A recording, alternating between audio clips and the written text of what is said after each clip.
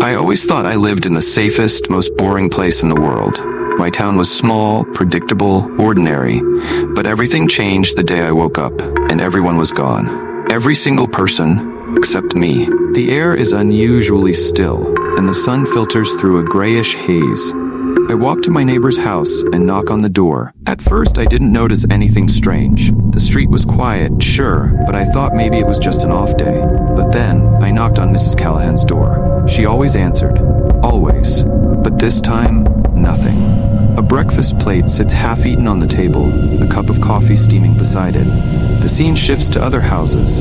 Cars still parked in driveways, lights left on, but no sign of life. It was like they just vanished in the middle of whatever they were doing.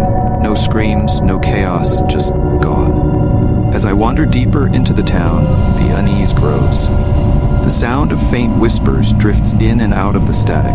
I find cryptic messages scrawled everywhere, on foggy windows, carved into benches, and written hastily on scraps of paper. When I had a close look, a message carved into a wooden doorframe. Leave before dark.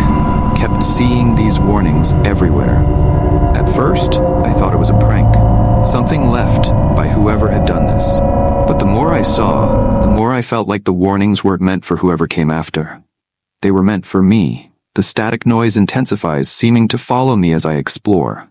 I try the radio in a parked car, hoping for answers, but all I hear is garbled voices and faint cries for help.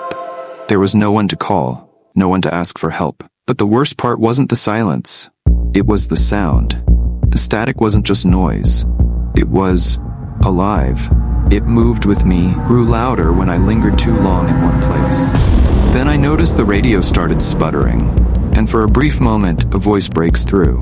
They are watching. As night falls, I lock myself in my house. Shadows stretch unnaturally long under the moonlight, and the town feels even more lifeless. I hear faint knocking on the windows, but every time I check, there's no one there. I thought I could wait it out, that maybe by morning, things would go back to normal.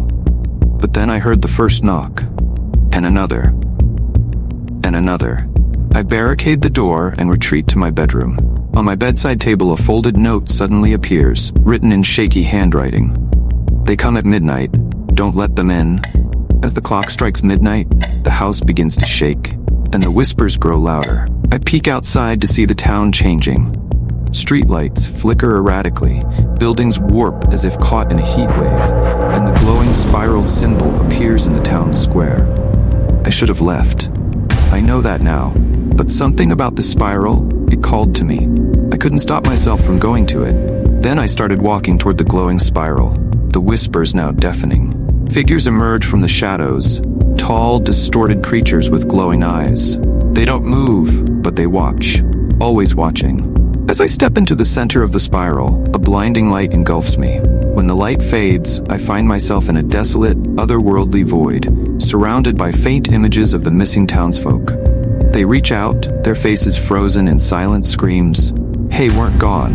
They were taken. And now I understood the warnings. This wasn't just about the town. It was about something much bigger, something ancient, and it wanted me next. Now that creature comes again, and started speaking. You shouldn't have stayed. Now, you belong to us. The spiral begins to glow again, and I feel myself being pulled into the void. Desperately, I grab a piece of debris from the ground and carve the spiral into my own palm. The glowing light stops, and I'm thrown back into the town square. I don't know why it worked.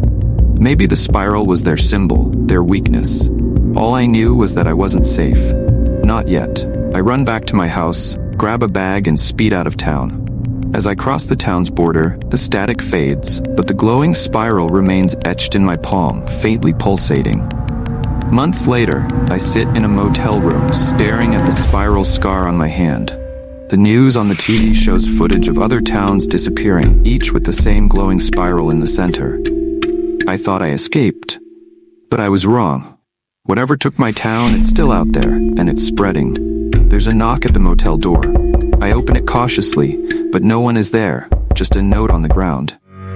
You can't run forever.